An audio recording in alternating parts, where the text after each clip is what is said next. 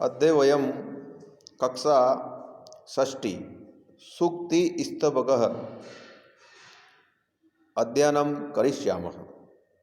उद्यमेन हि सिद्धयन्ति कार्याणि न मनोरथे, न हि सुप्तस्य सिंहस्य प्रविशन्ति मुखे मृगा। उद्यमेन ही सिद्धयन्ति, परिश्रम से कार्य सिद्ध होते हैं, न कि मन के चाहने से। नहीं सुप्तस्य सिंहस्य प्रविशन्ति मुखे मृगा। ही कार्याणि उद्यमेन सिद्धयन्ति मनोरथे। निश्चित ही कार्य परिश्रम से सिद्ध होते हैं, न कि मन के चाहने से। यथा जैसे, ही सुप्तस्य निश्चित रूप से, सुप्तस्य सोए हुए, सिंहस्य शेर के, मुखे मुख में, मृगा न प्रविशन्ति हिरण प्रवेश नहीं करते हैं। उसी प्रकार से मनुष्य को अपना जो कार्य है वो निश्चित रूप से उसको करना ही पड़ता है। ये इस प्रकार से सूक्ति स्तवक, सूक्ति का मतलब सुंदर, उक्ति का मतलब कहा गया, और स्तवक का मतलब होता है गुच्छा। इसके बाद हम इस श्लोक का अर्थ देखेंगे। सभी कार्य परिश्रम से सिद्ध होते हैं, केवल इच्छा करने सोचने मात्र से पूरे नहीं होते। जैसे कि सोए हुए शेर के मुंह में पशु स्वयं प्रवेश नहीं करते, शेर को उनका शिकार करना ही पड़ता है।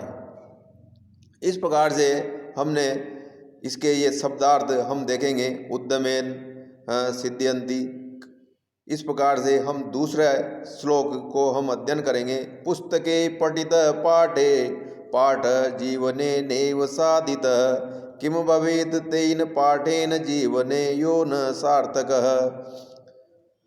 पुस्तके पठित पाठ यदि जीवनेन साधित, तर्हि यो पाठ जीवने न सार्थक तेन पाठेन किम भवेत्। पुस्तके पठित, पुस्तक में पढ़ा हुआ पाठ यदि जीवने न साधित, यदि हमने उसको जीवन में नहीं साधा, तरही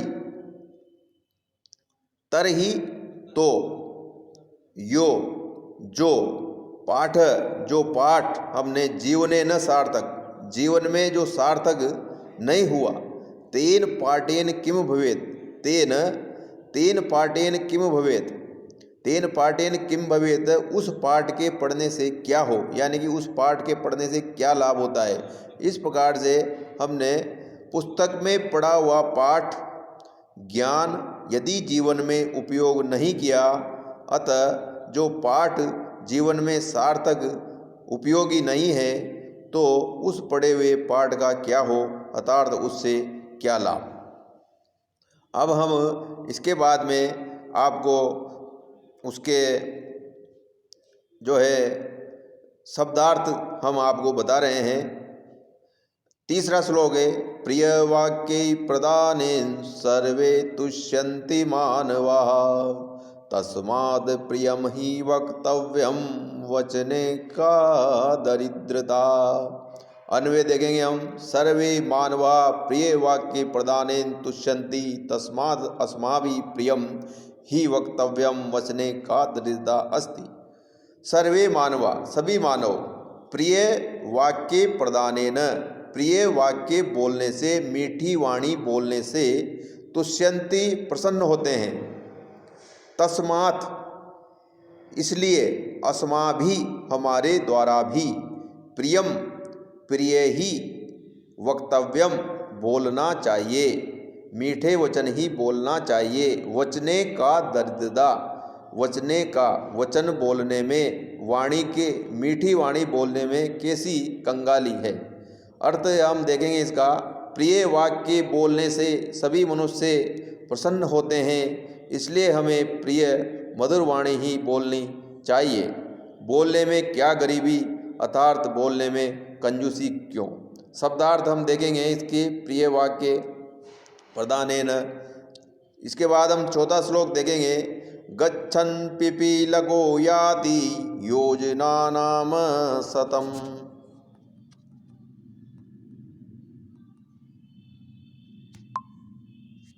गच्छन् पिपीलको याति योजनानां शतान्यपि, अगच्छन् वेन तेयो अपि पदम एकम न गच्छति। अन्वय, गच्छन् पिपीलिक अपि शतानि योजनानां याति परम अगच्छन् वेन ते पदम एकम अपि न गच्छति। गच्छन् जाती हुई, पिपीलक चींटी, नर चींटी, अपि भी शतानी सैकड़ों योजन चली जाती है, सैकड़ों योजन दूर चली जाती है। परंतु अगच्छन नहीं जाता हुआ, वेन ते गरुड़ जो सबसे तेज गति का है, पदम एकम एक पद भी, एक पैर भी, अपि न गच्छति वो नहीं जा सकता। कहने का मतलब है चलती हुई नर चींटी भी सैकड़ों कोस चली जाती है, परंतु न चलता हुआ गरुड़ एक कदम भी नहीं जा पाता। अतः सदा आगे बढ़ते रहना चाहिए। एक कदम भी नहीं जा पाता, अतः सदा आगे बढ़ते रहना चाहिए। इस प्रकार से हमने श्लोक नंबर 4 पढ़ा। इसके शब्दार्थ हम देख रहे हैं और हम पढ़ेंगे 5वां श्लोक। काक कृष्ण पिक कृष्ण को भेद पिक काकयो वसंत समये प्राप्ते काक काक पिक पिक। अन्वय हम देखेंगे। काक कृष्ण पिक अपि कृष्ण भवति पिक काकयो क भेद वसंत समये प्राप्ते काक काक भवति पिक पिक भवति। काक कृष्ण कौवा काला, पिक अपि कृष्ण कोयल भी काली, भवती होती है, पिक काकयो क भेद कोयल और कौवे में क भेद क्या भेद है। वसंत समय प्राप्ते लेकिन वसंत समय आने पर काक काक भवती कौवा जो है का ऐसा बोलता है और पिक पिक और जो कोयल है वो पी पी बोलती, यानी कि वो मीठी वाणी बोलती है। जब जाकर के इन दोनों के जो अंतर है वो हमको दिखाई देता है। कौवा भी काला होता है और कोयल भी काली होती है, तो फिर कोयल और कौवे में क्या भेद होता है। वसंत ऋतु आने पर पता चलता है कि कौवा तो कौवा होता है और कोयल कोयल ही होती है। धन्यवाद।